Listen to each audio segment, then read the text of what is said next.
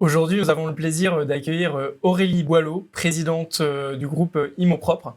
Alors Aurélie, est-ce que tu pourrais nous rappeler ce qu'est Imopropre? Alors oui, Imopropre est un groupe familial d'entreprises de propreté spécialisé dans l'entretien des parties communes d'immeubles.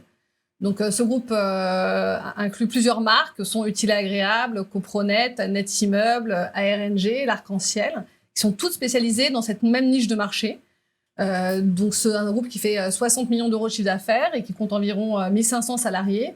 Et donc nos salariés prennent soin au quotidien de 10 000 environ copropriétés à Paris et en Île-de-France. Donc le nettoyage, la gestion des conteneurs poubelles, les travaux techniques, le courrier, la tenue d'une loge et différents services aux résidents. Et vous avez une démarche RSE depuis longtemps. Est-ce que tu pourrais nous la décrire et peut-être en l'illustrant par un exemple concret? Oui, alors le groupe a entrepris une démarche RSE depuis quelques années déjà, en se référant au référentiel RSE de la Fédération des entreprises de propreté, dont je suis aussi la vice-présidente. Et ce référentiel dit quels sont les 18 axes sur lesquels une entreprise de propreté doit travailler pour être responsable. Donc comme tu l'imagines, sur les 18, bien la moitié qui sont des axes sociaux, puisque la valeur ajoutée d'Imopropre, c'est dans sa capacité à recruter, à fidéliser, à former, à faire monter en compétences et à promouvoir ces agents de propreté. Maintenant, si je dois citer une action originale et dont je suis fière aujourd'hui, ce serait dans l'engagement qu'a Imopropre sur l'amélioration du tri des déchets dans les copropriétés parisiennes, avec un partenariat qui a été signé avec la mairie de Paris en 2015. Et ce partenariat nous incite à informer nos clients sur la bonne manière de trier les déchets dans les copropriétés, donc de faire de l'information, et aussi de former nos salariés en interne sur leurs enjeux de métier.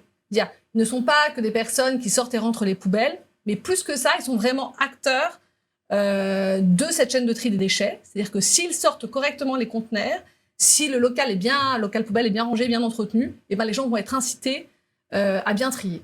Et c'est Utile Agréable comme société qui est signataire à l'origine. Elle a reçu un prix RSE sur ce projet par la Fédération des entreprises de propreté en 2021. Et justement, Zanicap a une démarche ESG, environnement, social et gouvernance. Donc tout ceci, avant l'octroi du financement, nous a intéressés. On a échangé assez longuement sur ces sujets-là. On continue d'échanger. Est-ce que ça vous aide à aller plus loin? Oui, vraiment, ça nous aide parce que ça nous permet de comprendre où est-ce qu'on peut mettre l'accent, sur quel projet c'est intéressant de renforcer notre politique RSE.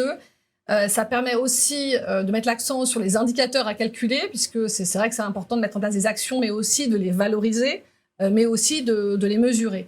Donc, par exemple, toi et tes équipes m'avaient parlé du projet Great Place to Work, qui consisterait à aller interroger plus largement mes salariés sur pourquoi ils sont heureux de travailler dans l'entreprise, quelles sont les actions à mettre en place en termes de qualité de vie au travail, de QVT, pour qu'ils se sentent encore mieux. Donc ça, c'est un sujet qui m'intéresse beaucoup. Et puis tu m'alertes aussi sur la réglementation et notamment sur le CSRD que Imopropre va devoir calculer, le reporting qu'elle va devoir faire en janvier 2025.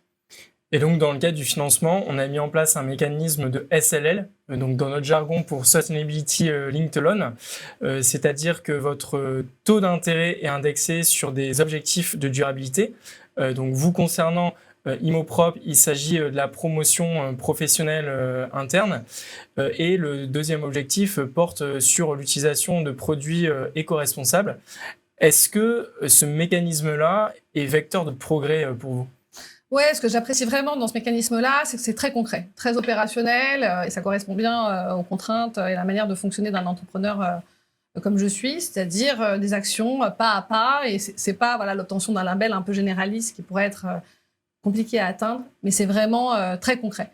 D'ailleurs, c'est intéressant sur des projets, parce que la promotion interne, c'est quelque chose qu'on a toujours fait bien dans Imopropre. On a 75% des encadrants qui sont issus de salariés du terrain, donc c'est quelque chose qu'on fait spontanément, mais comment le formaliser davantage? Comment faire en sorte que ce soit vraiment institutionnalisé dans l'entreprise, sans en faire trop, parce que aussi le recrutement externe est important.